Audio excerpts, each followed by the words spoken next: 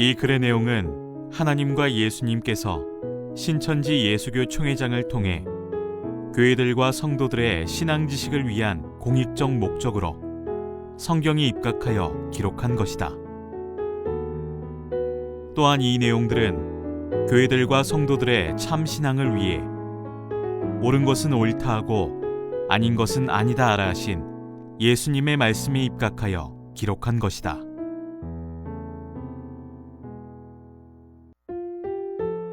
참 하나님과 종교의 길과 계시 믿음. 본문 구신약 성경. 천지와 만물을 창조하신 하나님은 흙과 생기로 아담을 창조하시고 만물을 그에게 주어 다스리게 하셨다. 만물을 유업으로 받은 아담은 피조물인 뱀에게 미혹을 받아 생기가 죽고 다시 흙으로 돌아갔다. 이후 하나님은 아담 대신 노아를 찾아 세우시고 범죄한 아담과 만물을 홍수로 쓸어버리셨다.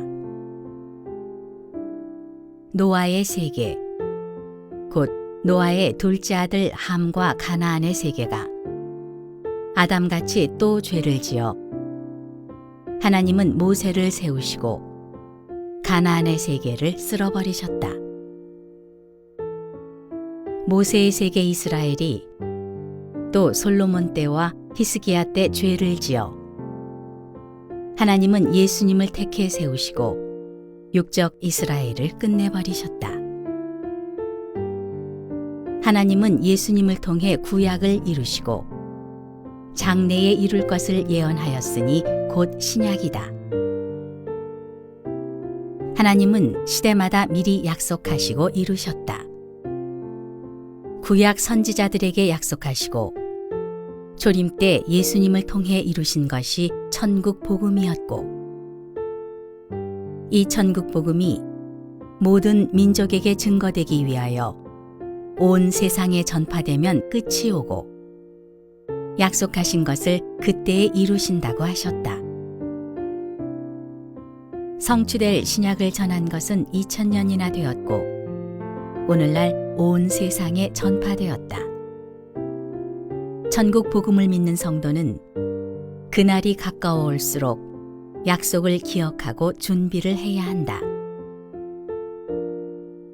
예수님의 피로 약속하신 신약을 저버리고 나태하면 예수께서 누가복음 18장 8절에 인자가 올 때 믿음 가진 자를 보겠느냐고 하신 그 말씀이 그에게 해당하게 된다.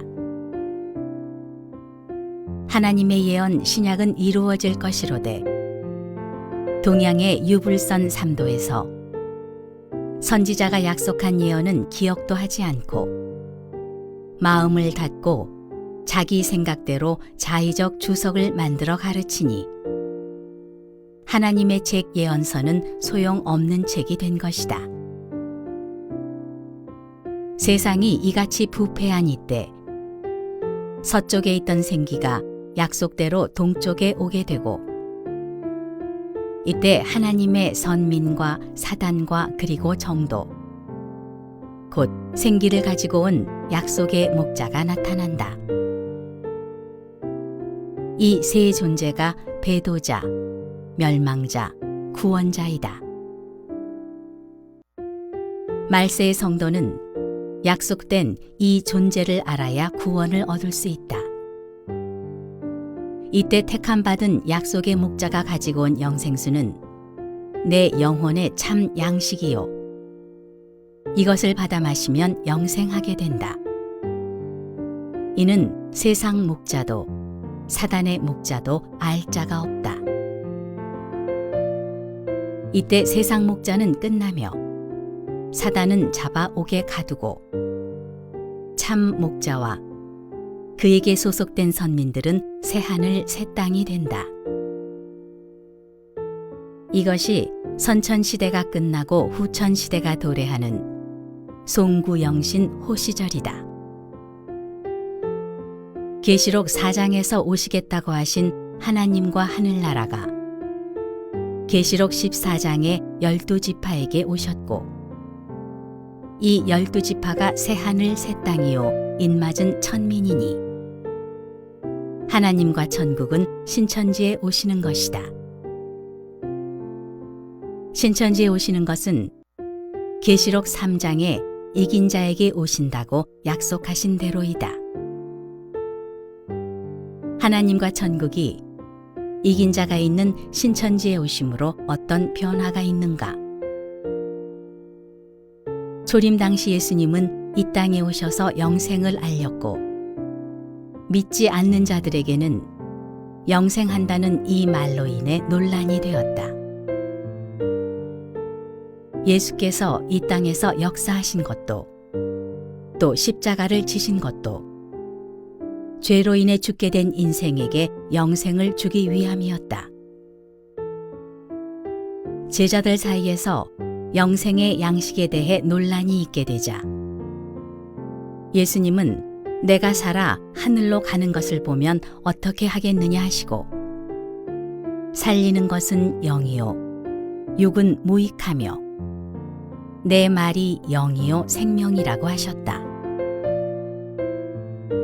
무덤에서 다시 사신 예수님은 자기를 만져보라 하셨고 그 몸이 승천하시는 것을 제자들이 보았으며 다시 오실 때는 그 몸으로 오신다고 하였다.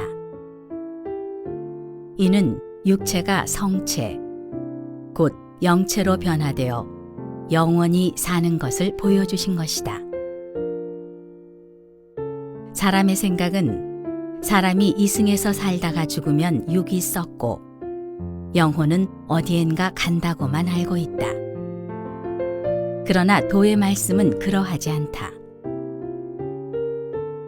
이는 먼저 도가 있게 된 원인부터 알아야 이해가 될 것이다. 사람이 알지 못하는 것이 있기 때문에 하늘에 도가 있는 것이다. 하늘의 도는 육의 세계와 영의 세계를 알고 도가 있게 된 원인을 알고 있다. 하늘의 비밀을 알고 있는 사도 바울은 죽은 자와 산 자에 대해 그 결과를 알게 하였다. 마지막 나팔에 죽은 자들의 썩을 육체는 살지 못하고 그 영이 신령한 몸으로 변화되며 우리 살아있는 자들도 변화되어 썩을 것이 썩지 않고 죽을 것이 죽지 않게 된다 하였으니 이는 예수님 같이 신령체가 된다는 말이 된다. 만일 이것이 사실이 아니라면 죽은 예수님의 육체를 내어놓아야 할 것이다. 모세의 시체의 무덤이 이 땅에 없다 하였고 그 모세는 예수님과 함께 변화산상에 나타났으며 엘리야를 비롯하여 이 땅에서 육체를 묻지 아니한 세 분이 한 모습으로 보였다. 어찌하여 이 땅에 그들의 육체가 없는 자들의 모습만 모였을까? 이 사람들의 육체가 어디에 있단 말인가? 아니면 자기 육체와 함께 변화된 것인가? 하나님의 종교의 목적과 결과는 무엇을 말한 것인가? 사람의 죽음과 썩는 것이 죄값이라 하였으니 아담이 죄를 짓지 않았으면 죽는 일도 썩는 일도 없을 것이다. 오늘날 우리의 죄가 예수님의 피로 없어진다면 우리에게는 육신의 죽음이 없을 것이다. 하나님께서는 그날이 오면 아픈 것도 고통도 죽음도 없다 하셨고 죽을 몸도 살리신다고 하셨고 죽을 것이 죽지 않고 썩을 것이 썩지 않는다고 하셨다.